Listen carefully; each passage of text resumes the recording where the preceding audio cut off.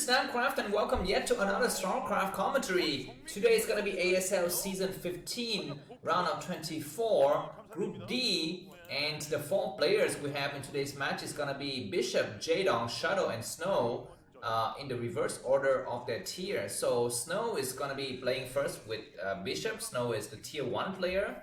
Bishop is a tier 4 player. Bishop is a Terran at the yellow color in the left side of the map, and Snow is in this grayish color at the right corner of the map. I didn't know that you could have other colors besides red and blue. I thought they always have red and blue in Starcraft, at least in competitive games, but looks like we might have some other colors, which is interesting. This is going to be Heartbreak Ridge, the standard opening map for the first 2 games of round of 24. And we're going to be looking forward to these 2 players duking it out. The other 2 players are going to be Jaedong, old Grandpa Jaedong, and Shadow. So I'll just give you a bit of information about these players. So Snow, his name is Jang Yoon Chul. He is born in 1993, so 30 years of age. Bishop here, his name is Jung Min Ki. He is born in 1995, so he's 28 years of age, the youngest of the 4 players.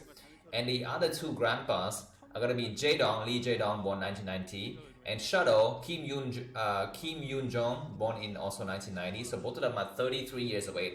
2 Protosses, 1 Terran, and 1 Zerg. And for the first time, we have a group that has more than just 1 Protoss.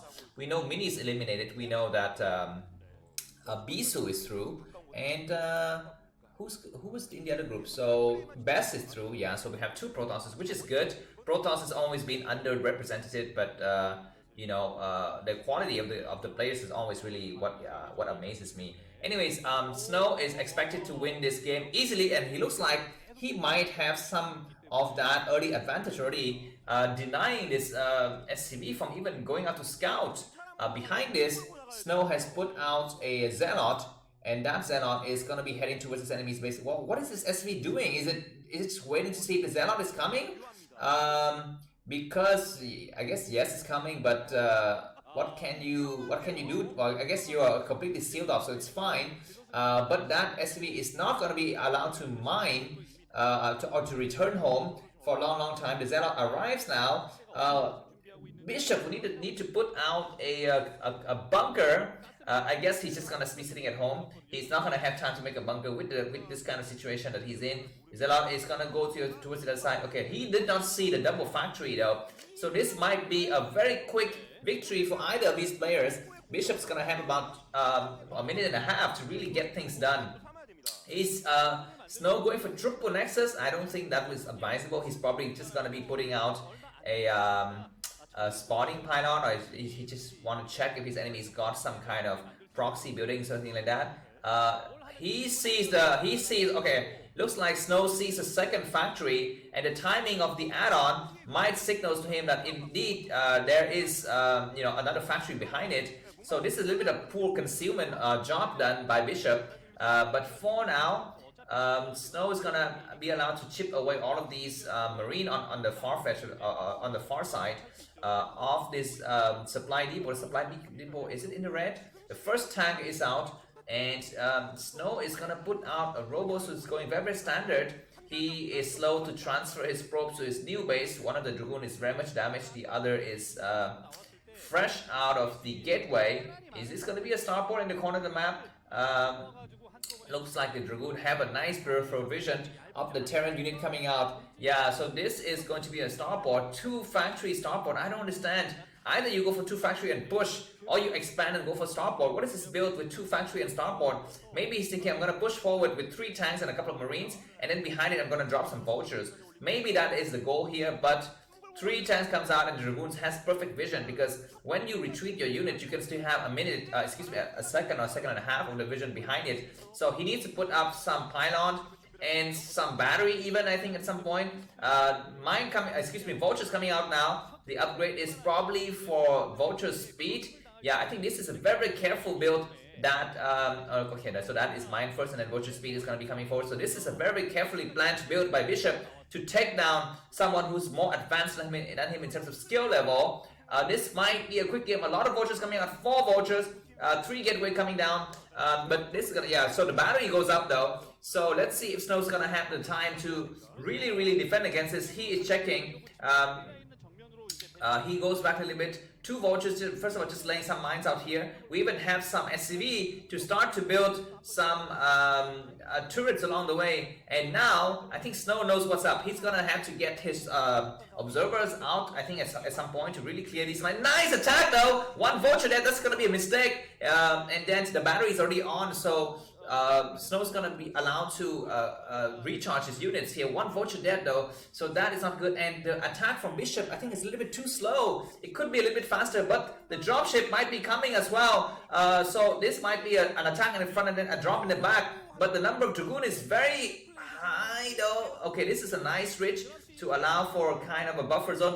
The observer arrives, and it's gonna be Snow's job to clear the mines here. He clears the mine and go around and try to circumvent his enemy. That's gonna be a good idea. And okay, the dropship arrives. Luckily, well, I guess not luckily, but let's hope that this dropship is not caught by these Dragoons in the middle. And what is Bishop doing? He turns around. He thinks he could take away these Dragoons, but that is gonna be a mistake. Nothing is lost so far. The observer sees everything, and behind this, a lot of units are coming to reinforce. So Snow might be feeling like, okay, I'm just gonna go on the other side. And oh my god, that dropship might get caught. The dropship might get caught by the Dragoons though, but it's very good for Bishop to turn around. Snow sees that. He doesn't see anything about that dropship so far. Does he have enough defenses inside?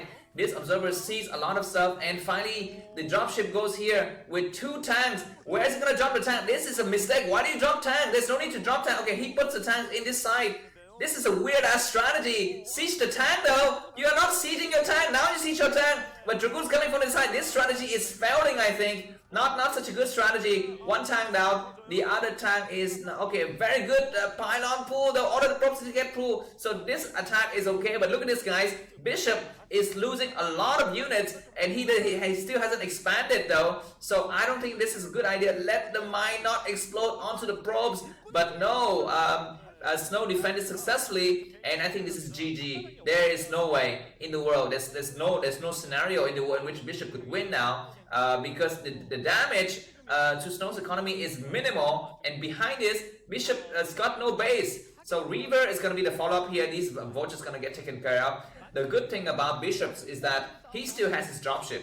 So that dropship can get repaired, as is it is gonna be done here now in just a second. Oh no, he's gonna go out there with a couple of vultures trying to do a little bit more damage, but he didn't repair his dropship. His dropship has been damaged from before, so this might be his critical mistakes here. Behind this, Snow is up by almost 20 supply now. 4 vultures is gonna be coming in. Where's the place that he's gonna be coming in? 2 observers following these Dragoons. That's really not needed. The other observer need to stay home to check for any dropship movement.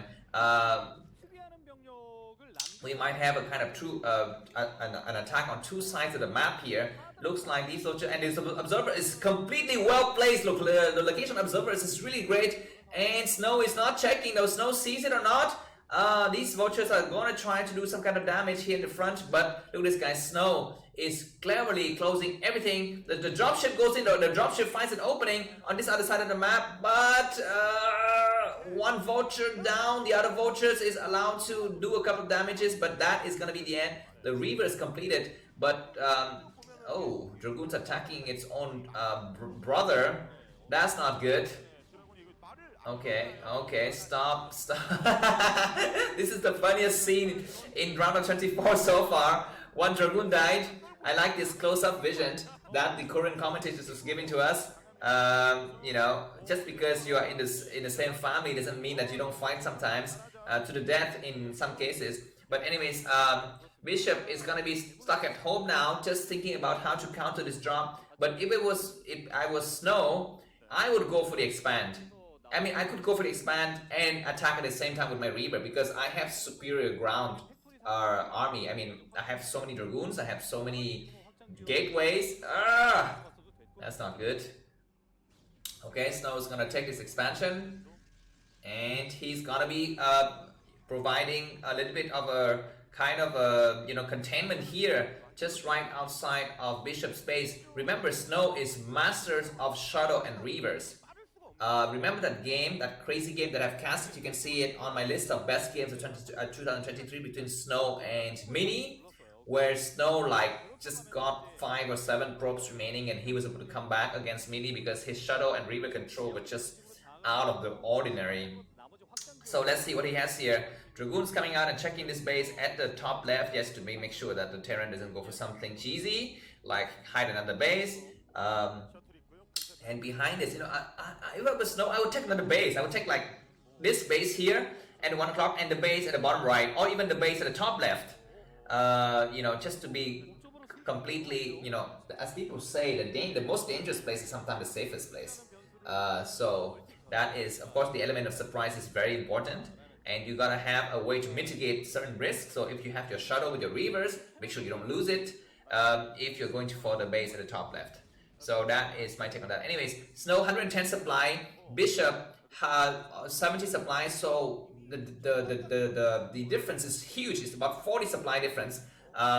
But Terran scales a lot better, so I wouldn't count Bishop out just yet, but I would say that Snow's chance of winning this game is about 85%, very, very high, given his master of Reaver and Shadow controls. But go for another expand. Looks like he's got something in the bottom right, getting ready to expand as well.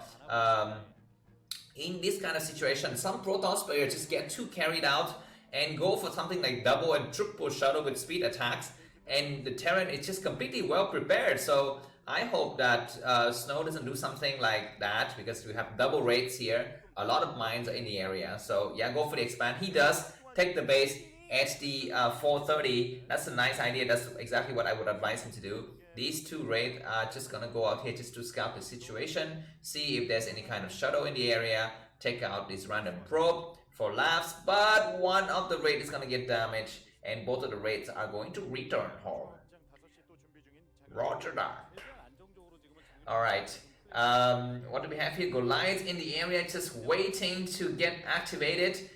Dragoons, Shadow with, Observer speed is done. What is that force spinning? I don't understand the meaning of the force spinning. Is Snow going for carriers in this game? It's possible. We've seen a lot of games on this map, Stork versus Flash, where carrier build is acceptable and you could win. But let's see if that is what Snow has done, or he just forgot to upgrade his Dragoon range. No, it's not forgetting upgrading a Dragoon range, man. You wouldn't forget, especially when you go for the early expand like that. Okay, looks like Bishop spots as well the spinning of those of that core, so he's probably wondering, where are your Stargate and stuff like that. And looks like the number of tanks is quite high, and Bishop's gonna attempt to push out. He doesn't have a command center yet. The Reavers need to get ready though. Nice shot to take out the first tank. The Goliaths have the Charbon or Charon or Sauron upgrade, and they're able to fire a little bit further. But what is that core spin? Is it for coming for air defense? Because sometimes I upgrade my core for air defense so that my Shadow doesn't get destroyed by the Goliaths quickly. But I don't think that's the case. I mean, why would you ever do something like that?